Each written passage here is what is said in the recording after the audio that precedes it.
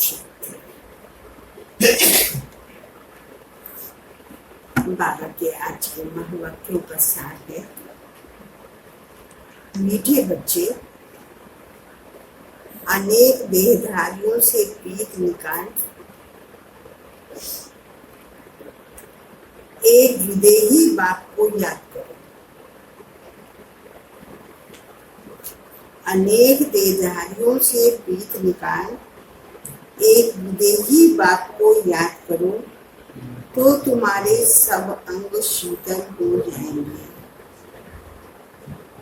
शीतल अंगों को शीतल करने का साधन है, युक्ति है, विधि है। एक विदेही बाप को, निराकार बाप को याद करना, बाकी सबसे बुद्धि को निकालना। आज बाबा में स्मृति दिला रहे हैं। ये पंक्ति हमने बहुत बार सुनी है, सतगुरु का निंदक छोड़ ना पाए। वहाँ समझते थे गुरुओं के पास यदि उनकी हमने कोई बुलानी करने के निमित्त बने, उनके विषय में कुछ गलत कहा तो फिर हमें स्थान नहीं मिलेगा। कहाँ का स्थान नहीं मिलेगा, लेकिन वो नॉलेज नहीं थी। वास्तव में ये कहावत शिव बाबा के लिए है, क्योंकि उनको तो राजाई का पता ही नहीं है। अब शिव बाबा की यदि हम कुछ भी बाबा के पास आकर उनकी दी हुई शिक्षाओं को भूलकर, दी हुई मर्यादाओं को भूलकर कुछ भी भूल करते हैं जिससे बाप का नाम बदनाम हो, तो ऐसी आत्माएं फिर सत्य में ऊंच राजाई प्राप्त नहीं कर सकती। ये वर्तमान समय के लिए है।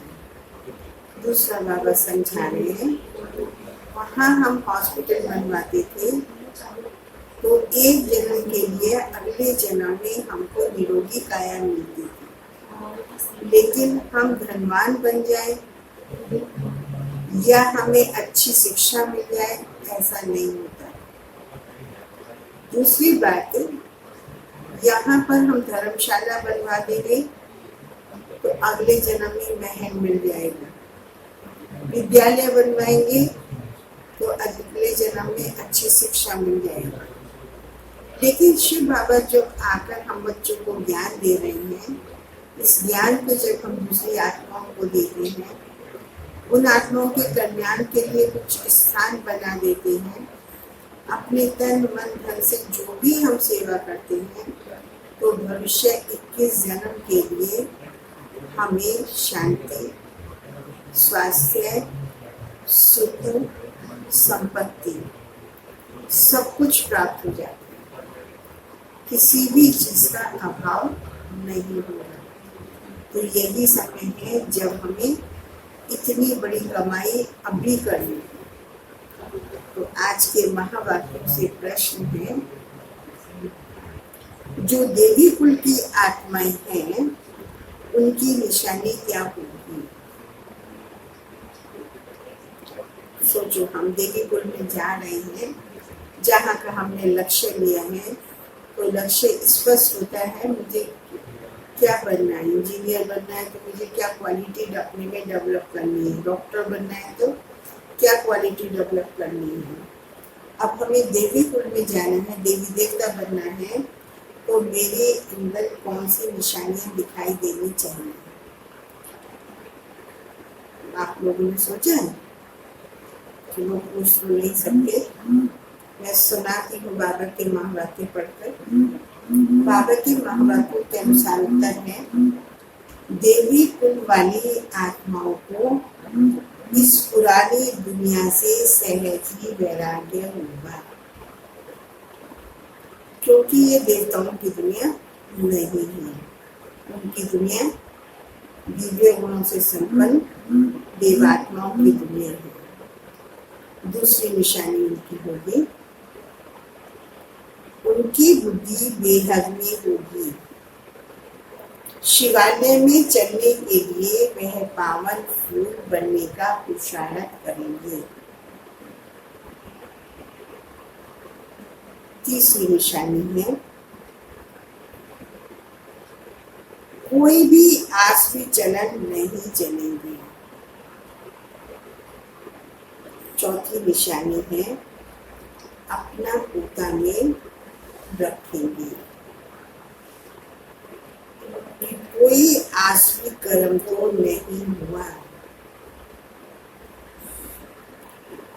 अपना पोता में रखेंगे, कोई आसवी कर्म तो नहीं हुआ। बाप को सच सुनाएंगे, कुछ भी बाप से छिपाएंगे नहीं। तो 4 निशानी हो गई, हमने अच्छी तरह से नोट किया होगा। देवी कुल वाली आत्माओं का इस पुरानी दुनिया से वैराग, बुद्धि बेहद में और पावरफुल बनने का पुरुषार्थ करेंगे। कोई आसवी चलन नहीं चलेंगे। चौथा, अपना पोता में रखेंगे कि हमसे कोई ऐसा आसवी कर्म तो नहीं हुआ जो देवता है ना कहलाने की योग्य बन जाए। बाप को सच सुनाएंगे, अपना पोता में रखेंगे, छिपाएंगे नहीं। गीत है आज। न वो हमसे जुदा होंगे, न उल्फत दिल से निकले। ओम शांति। अब यहाँ ये गीत तो ब्रह्मांड वालों ने किसी व्यक्ति विशेष के लिए कहा, लेकिन अभी बाबू समझा रहे हैं। अभी यह है बेहद की बात है, किसी व्यक्ति के लिए नहीं। ये बेहद की बातें हैं। हद की बातें सब निकल जाती है। और जब बुद्धि में आता है बाबा, तो सारी दुनिया की हद की बातें निकल जाती है। दुनिया में तो अनेकों को याद की है, अनेक देहधारियों के साथ प्रीत है। विदेही एक ही है, जिसको परम पिता परमात्मा शिव कहा जाता है। तुम्हें अब उनके साथ ही बुद्धि का योग जोड़ना है। कोई देहधारी को याद नहीं करना है। ब्राह्मण आदि खिलाना, यह सब हुई कलियुग की रस्म रिवाज।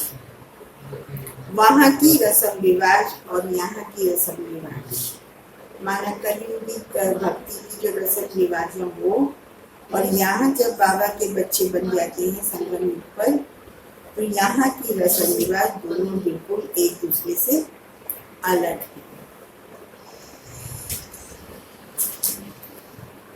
वहाँ कोई भी देहधारी को याद नहीं करना है।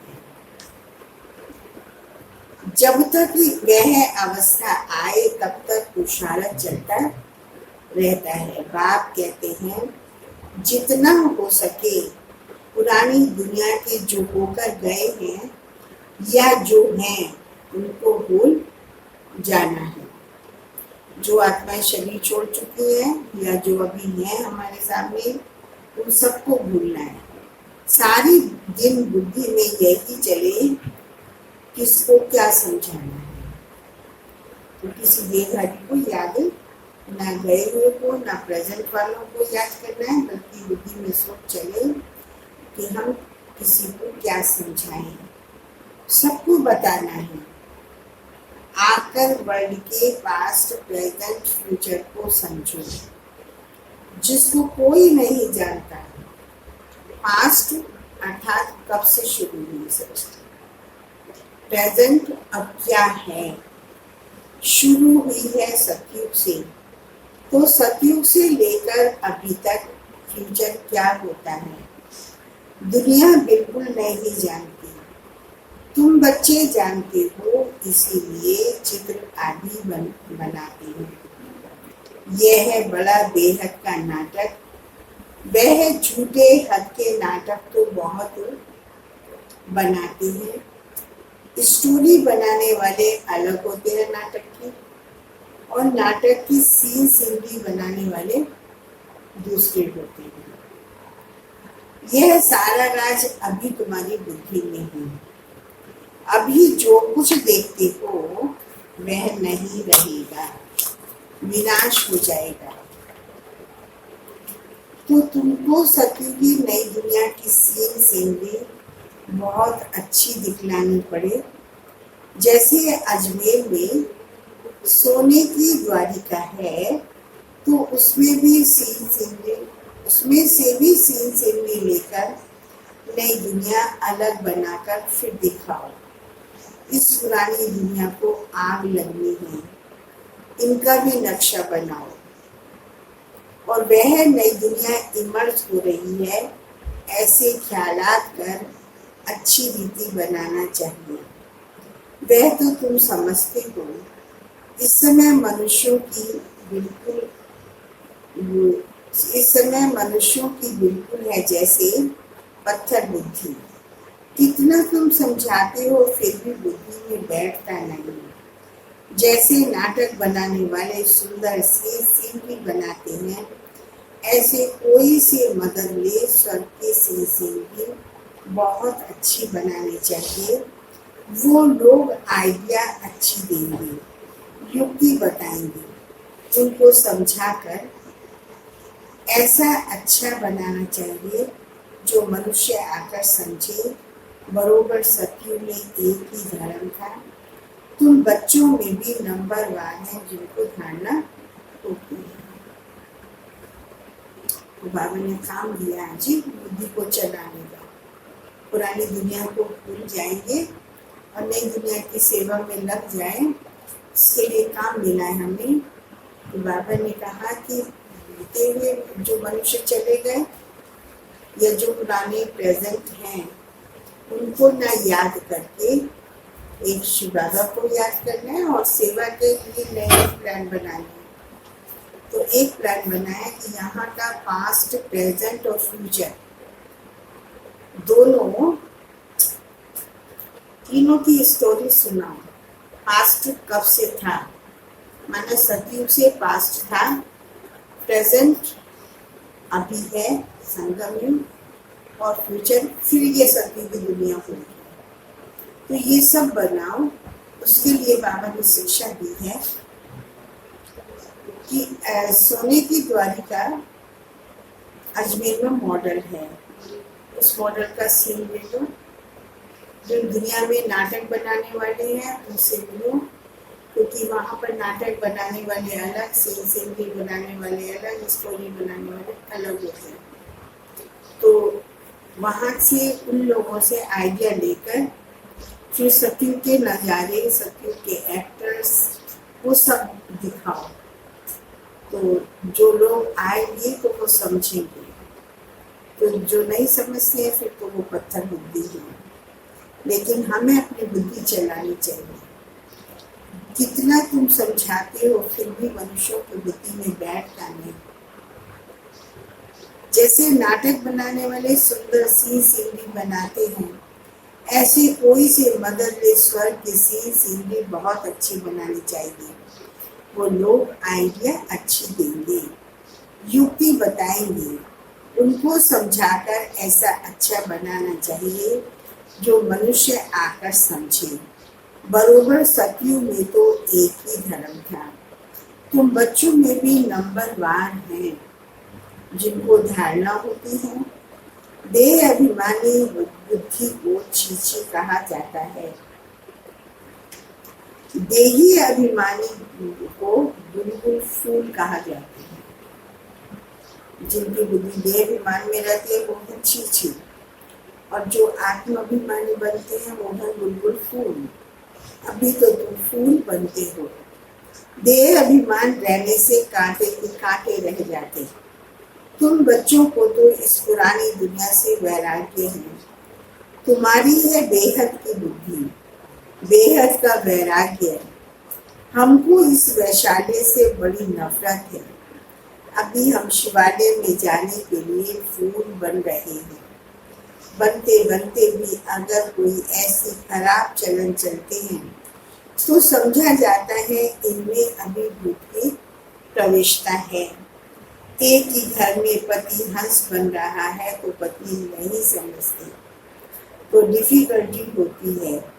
सहन करना पड़ता है, समझा जाता है इनकी तकदीर में नहीं है। सतु देवी फूल बनने वाले नहीं, इस बात से दिल शिकस्त भी नहीं होना। पति चलता है, पत्नी नहीं चलती तो उसकी किस्मत में नहीं है, ड्रामा में नहीं है। समझ जाना चाहिए कि देवी कुल की आत्मा नहीं है, जो बनने वाले होंगे वही बनेंगे। बहुतों की खराब चलन की रिपोर्ट्स बाबा के पास आती है। ये आसरी गुण है, इसीलिए बाबा रोज कहते हैं अपना पोता में रात को देखो कि आज कोई भी आसरी काम तो हमने नहीं किया। बाबा कहते सारी आयु में जो भूल की है वह बताओ। कोई कड़ी भूल करते तो सर्जन को बताने में लज्जा आती है, क्योंकि इज्जत जाएगी। ना बताने से फिर नुकसान हो जाएगा। अब समझना है, शिव बाबा सर्जन है रूहानी, तो यदि कोई भूल हो जाती बाबा को बता देना चाहिए। लेकिन देह अभिमान है तो बताने से इज्जत जाती है, लेकिन ना बताने से फिर और नुकसान हो जाता है। ऐसे आत्माएं जो नहीं सुनाती बाबा को, उनको माया ऐसा थप्पड़ मारती है जो एकदम ही सत्यानाश कर देती है। माया बड़ी जबरदस्त है। 5 विकारों पर जीत पा नहीं सकते ऐसी आत्माएं जो अपना सच्चा पोता मेल नहीं रखते, बाबा को सच सुनाते नहीं, तो उनकी 5 विकारों पर जीत नहीं हो सकती। तो बाप भी फिर क्या करेंगे ऐसे? बाप कहते मैं रहमदिल हूँ, कालों का काल भी हूँ, मुझे बुलाते हैं पतित पावन आकर पावन बनाओ।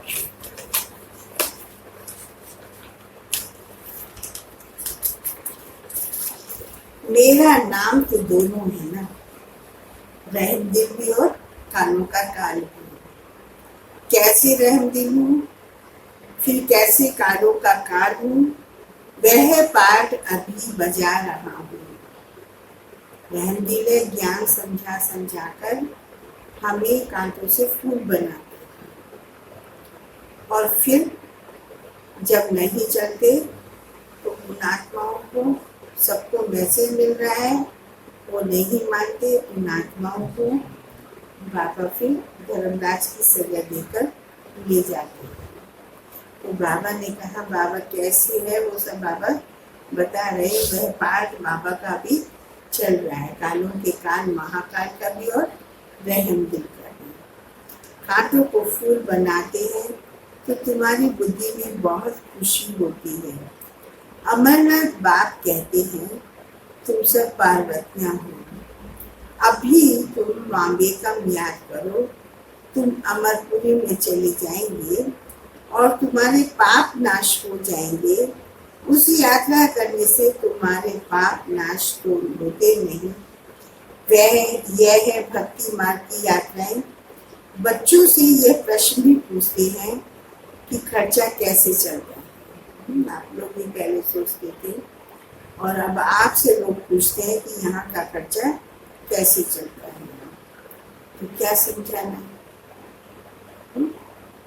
है बुद्धि के अंदर इसका उत्तर। चलो सुनो बाबा क्या समझा रहे हैं। परंतु ऐसा कोई समाचार देते नहीं कि हमने यह रेस्पॉन्स किया। इतने सब बच्चे ब्रह्मा की औलाद ब्राह्मण हैं, तो हम ही अपने लिए खर्चा करेंगे ना। उनको बताना चाहिए हम ब्रह्मा बाबा की संतान, सब बच्चे ब्राह्मण हैं। तो बाप जब बुजुर्ग हो जाता है तो बच्चे ही सारा खर्चा चलाते हैं। तो यहाँ पर भी हम सब बच्चे ही यहाँ का खर्च चलाते हैं। तो बड़ा जाए भी श्रीमत पर हम स्थापित कर रहे हैं अपने लिए।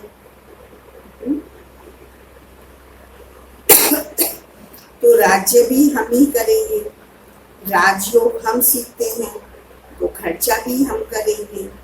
शिव बाबा तो अविनाशी ज्ञान रत्नों का दान देते हैं, जिससे हम राजाओं का राजा बन जाते हैं। बच्चे जो पढ़ेंगे वही खर्चा करेंगे ना। समझाना चाहिए हम अपना खर्चा अपने आप करते हैं। तो हमारे ये ईश्वरीय विश्वविद्यालय हैं, जितने भी सेवा हैं, वहाँ हम पढ़ने जाते हैं, राजा ही लेते हैं बाबा से। बाबा तो हमको ज्ञान रत्न दे रहे हैं। तो बाबा के बच्चों को समझाना चाहिए हम पढ़ते हैं, सीख रहे हैं, राजाई हम लेते हैं, तो खर्चा भी हम ही करेंगे। हम कोई भीख या डोनेशन तो नहीं लेते, परंतु बच्चे सिर्फ लिख देते हैं, यह भी पूछते हैं। इसीलिए बाबा ने कहा था जो जो सारे दिन सर्विस करते हैं वह शाम को पोता में बताना चाहिए, उसकी भी पीठ होनी चाहिए। बाकी आते तो ढेर हैं, वह सब प्रजा बनती है। ऊंच पद प्राप्त करने वाले बहुत थोड़े हैं, राजाएं थोड़े होते हैं, साहूकार भी थोड़े बनते हैं, बाकी गरीब बहुत होते हैं। यहाँ भी ऐसे है, देवी दुनिया में भी ऐसे होंगे। राजाई स्थापन होती है, उसमें नंबरवार सच्चाई देना। बाप आकर नंबरवार सिखलाए। आदि सनातन देवी देवता राजधानी की स्थापना कराते हैं। देवी धर्म की राजधानी थी, अभी नहीं थी। बाप कहते हैं मैं फिर स्थापना करता हूँ, तो किसको समझाने के लिए चित्र भी ऐसा चाहिए। बाबा की मूल्य सुनेंगे तो करेंगे। दिन प्रतिदिन बाबा करेक्शन तो देते रहते हैं। तुम अपनी अवस्था को देखते रहो, कितना करेक्ट होती जाती है। बाप आकर गंदगी से निकालते हैं। जितना जो बहुतों को निकालने की सर्विस करेंगे, उतना ही वह ऊंच पद पाएंगे। तुम बच्चों को तो एकदम शीर खंड होकर रहना चाहिए। दूसरों को गंदगी को निकालना है, खुद को भी निकालना है, और आपस में बहुत प्यार से मीठा होकर रहना है। सतयुग से भी यहाँ बाप तुमको ऊंच बनाते हैं। बाप ईश्वर पढ़ाते हैं, तो उनको अपनी पढ़ाई का जलवा दिखाना चाहिए। अच्छे टीचर से पढ़ते हैं तो शान होती है ना, फलाने से पढ़े हुए हैं, फलाने कॉलेज के पढ़े हुए हैं, तो हम टॉप क्लास यूनिवर्सिटी सारे विश्व के अंदर ब्रह्मा कुमारी ईश्वरीय विश्वविद्यालय के पढ़े हुए हैं। और खुद ईश्वर जो इस विश्वविद्यालय का स्थापक है, वो खुद ही हमें पढ़ा रहा है। यहाँ का मैनेजर भी वही है और डायरेक्टर भी वही है। खुद यहाँ का सारा समझाने का काम, बच्चों को संभालने का काम भी खुद ही करते हैं। तो ऐसा बच्चों को फिर नशा दिखाना चाहिए कि हम किससे पढ़ रहे हैं, तब तो बाप भी कुर्बान जाएंगे। जब बच्चों में पढ़ाने वाले के प्रति नशा होगा, उसकी पढ़ाई का नशा होगा, तो बाबा भी हमारे ऊपर कुर्बान जाएंगे। दिल में आना चाहिए बस। अभी तो हम भारत को स्वर्ग बनाने का धंधा ही करेंगे। ये नौकरी आदि करना वह तो करते रहेंगे, पहले अपनी उन्नति का तो करें। है तो बहुत सहज, मनुष्य सब कुछ कर सकते हैं। व्यस्त व्यवहार में रहते राजाई पद पाना है, इसलिए रोज अपना पोता में निकालो। सारे दिन का फायदा और नुकसान निकालो। पोता में नहीं निकालते तो सुधरना बड़ा मुश्किल है। बाप का कहना मानते नहीं है। रोज देखना चाहिए किसको हमने दुख तो नहीं दिया। पद बहुत ऊंचा है, कमाई अथाह है, नहीं तो फिर रोना पड़ेगा। रेस होती है ना, कोई तो लाखों रुपया कमा लेते कोई तो कंगाल के कंगाल रह जाए। पोता में नहीं रखेंगे तो सुधरेंगे नहीं, रिश्वत कैसे पाएंगे। तो रोज देखना है कि हमने किसी को दुख तो नहीं दिया। पढ़ाई बहुत ऊंची है, कमाई भी बहुत ऊंची है, यदि हम नहीं सुधरेंगे तो फिर बाद में बहुत रोना पड़ेगा। वहाँ पर फिर कंगाल के कंगाल रह जाएंगे। अभी तुम्हारी ईश्वरीय रेस है, इसमें कोई दौड़ी आदि नहीं लगानी है, सिर्फ बुद्धि से प्यारे बाबा को याद करना है। ये हमारी है रेस बुद्धि की, दुनिया वालों की होती है शरीर। तो हमारी बुद्धि से हम कितना आगे भविष्य की तरफ सोचते हैं, अपना बना रहे हैं, तो बुद्धि से काम लेना है। सिर्फ उसमें बुद्धि से काम क्या लेना है, प्यारे बाबा को याद करना है। कुछ भी भूल हो तो झट सुनाना चाहिए, बाबा हमसे यह भूल हुई है। कर्म इंद्रियों से यह भूल की बात कहते हैं। रॉन्ग राइट को सोचने की बुद्धि मिली है तो अब रॉन्ग काम नहीं करना चाहिए। रॉन्ग काम कर दिया तो बाबा तोबा तोबा क्षमा करना, क्योंकि बाप अभी यहाँ बैठे हैं सुनने के लिए। जो भी बुरा काम हो जाए तो फौरन बाबा को बताओ या लिखो, बाबा यह बुरा काम हुआ तो तुम्हारा आधा माफ हो जाएगा। ऐसे नहीं कि मैं कृपा कर दूंगा, बच्चों से भूल हो गई और क्षमा कर दूंगा माफ हो जाएगा, नहीं। बाबा को लिखेंगे तो वो आधा माफ होगा, वरना नहीं होगा। क्षमा या कृपा तो यहाँ पर पाई के भी नहीं है। माना एक पाई के बराबर भी बाबा क्षमा या कृपा नहीं करते हैं। अपना पुरुषार्थ करना है सुधरने का, बाबा की दी शिक्षाओं का कैसे हम फॉलो करें। बाबा ने युक्ति बताई, पोता मेल देखो, चेक करो, और हो जाती है तो फिर बाबा को बताओ। सच बताने से वो आधा माफ होगा। बाप की याद से विकर्म विनाश होगा। और दूसरा, पास्ट का भी योग बल से करता जाएगा। आपके बताने से भी आधा माफ, और पिछले भी बाबा को बताएंगे तो हमारे पाप, पिछले भी बाबा को याद करेंगे तो पाप नष्ट होते जाएंगे। बाप का बनकर फिर बाप की निंदा नहीं कराओ। सतगुरु की निंदा छोड़ ना पाए। छोड़ तुमको मिलती है बहुत ऊंची। कितनी ऊंची? जो सत्य की नई दुनिया में जाकर देवी देवता बन जाते, जिनका गायन आज तक भी और पूजन आज तक भी चल रहा है। तो ठोर तुम बच्चों को मिलती है। सतगुरु शिव बाबा है। दूसरे गुरुओं के पास तो कोई राजाई की ठोर ही तो नहीं है। उनको तो खुद को भी नहीं मिलती तो दूसरों को दिला भी नहीं सकते। यहाँ तुम्हारी एम ऑब्जेक्ट है। भक्ति मार्ग में कोई एम ऑब्जेक्ट होती नहीं। अगर होती भी है तो अल्पकाल के लिए। कहाँ 21 जन्म का सुख और कहाँ पाए पैसे का थोड़ा सुख। ऐसे नहीं कि धन से सुख होता है, दुख भी कितना होता है। धन से सुख होता है तो दुख भी होता है। अच्छा समझो, हमारे पास धन है, कोई ने हॉस्पिटल बनवा दी, धन है तो दूसरे जन्म में रोग कम होगा, लोगी काया मिल जाएगी। ऐसे नहीं पढ़ाई भी जास्ती होगा और धनमान भी जास्ती हो जाएगी, नहीं। उसके लिए तो सब कुछ करो। कोई धर्मशाला बनवाते हैं तो दूसरे जन्म में महल मिलेगा।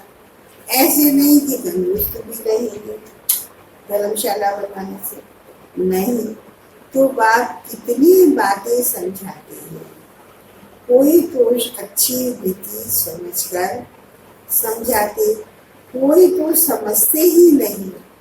जो रोज पोता मेल निकाल, आज क्या पाप किया, इस किस बात में फेल हुआ। बाप राय देंगे तो ऐसा काम नहीं करना चाहिए। तुम जानते हो हम तो अब स्वर्ग में जाते हैं। बच्चों को खुशी का पारा नहीं चढ़ता है। बाबा को कितनी खुशी है, मैं बूढ़ा हूँ, यह शरीर छोड़ हम कृष्ण बनने वाला हूँ। तुम भी पहले हो तो तुम भी पढ़ते हो तो खुशी का पारा चढ़ना चाहिए, परंतु बाप की याद हो बाप की याद को परंतु बाप को याद ही नहीं करती। याद करें तो खुशी का पारा चढ़े, पर याद ही नहीं करती तो खुशी कैसे चढ़ेगी। बाप तो कितना सहज समझाते हैं। वह अंग्रेजी आदि पढ़ने में माथा कितना खराब होता है, बहुत डिफिकल्टी होती है। यह तो बहुत सहज पढ़ाई है और साधारण भाषा में है। इस रूहानी पढ़ाई में तो बहुत शीतल बन जाते हो। इसमें तो सिर्फ बाप को याद करते रहो और एकदम शीतल अंग हो जाएंगे। शरीर तो तुमको है ना, शिव बाबा को तो शरीर ही नहीं है, अंग है श्री कृष्ण को। शिव बाबा को शरीर नहीं तो अंग भी नहीं है, और श्री कृष्ण बाबा को याद करके ऐसा बना है, इसीलिए उनके अंग शीतल हैं, इसलिए उनका नाम भी रख दिया है। अब उनका संग कैसे हो कृष्ण का, वो तो यहाँ होते नहीं है, वो तो सती में होते हैं। तो उनका संग करने के लिए उनके समान बनना पड़ेगा। तो सतयुग में फिर सब शीतल अंग बन जाएंगे। तो शीतल अंग किसने बनाए, कृष्ण के और देवताओं के, वो अभी तुम समझते हो। तो अब तुम बच्चों को भी इतनी धारणा करनी चाहिए, लड़ना झगड़ना बिल्कुल नहीं है, सच बोलना है। झूठ बोलने से सत्यानाश हो जाती है। बात तुम बच्चों को और राउंड सब बातें समझाते हैं। चित्र भी अच्छे अच्छे बनाओ तो फिर सबके पास जाएं। अच्छी चीज देखकर सब कहेंगे चलकर तो देखो। समझाने वाला भी होशियार चाहिए। सर्विस करना भी सीखना है। अच्छी ब्राह्मणियां भी चाहिए जो आप समान बनाए। जो आप समान मैनेजर बनाती हैं उन्हें अच्छी ब्राह्मणी कहेंगे। यह पद भी ऊंच पाएगी। बेबी बुद्धि ना हो, नहीं तो उठाकर ले जाएंगे।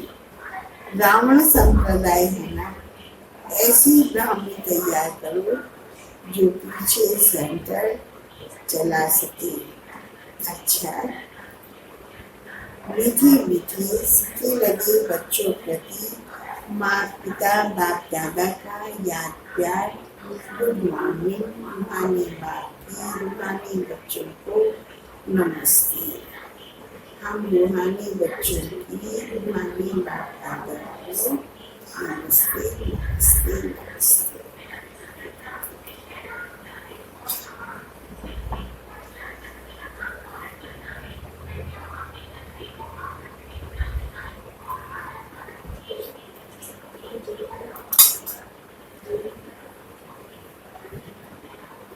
धारणा के निस्सार आज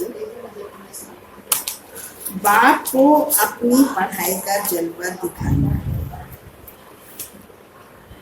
बाप को अपनी पढ़ाई का जलवा दिखलाना है। भारत को स्वर्ग बनाने के धंधे में लग जाना है। पहले अपनी उन्नति का ख्याल करना है, शीलखंड होकर रहना है।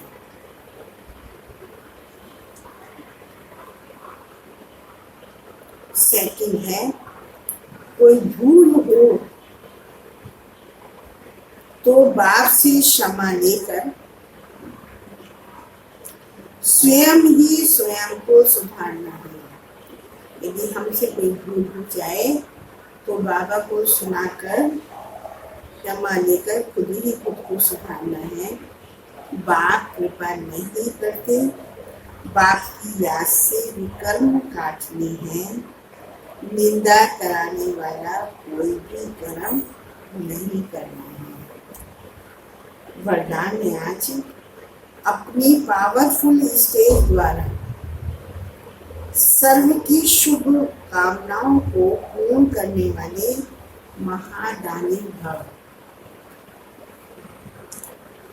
अपनी पावरफुल स्टेज द्वारा सर्व की शुभ कामनाओं को पूर्ण करने वाले महादानी भव। पीछे आने वाली आत्माएं थोड़े में ही राजी होंगी, क्योंकि उनका पाठ ही कणा दाना लेने का है। तो ऐसी आत्माओं को उनकी भावना का फल प्राप्त हो, कोई भी वंचित ना रहे, उसके लिए अभी से अपने में सर्व शक्तियां जमा करो। जब आप अपने संपूर्ण पावरफुल महादानी स्टेज पर स्थित होंगे तो किसी भी आत्मा को अपने सहयोग से महादान देने के कर्तव्य के आधार से शुभ भावना का स्विच ऑन करते ही नजर से निहाल करते हैं।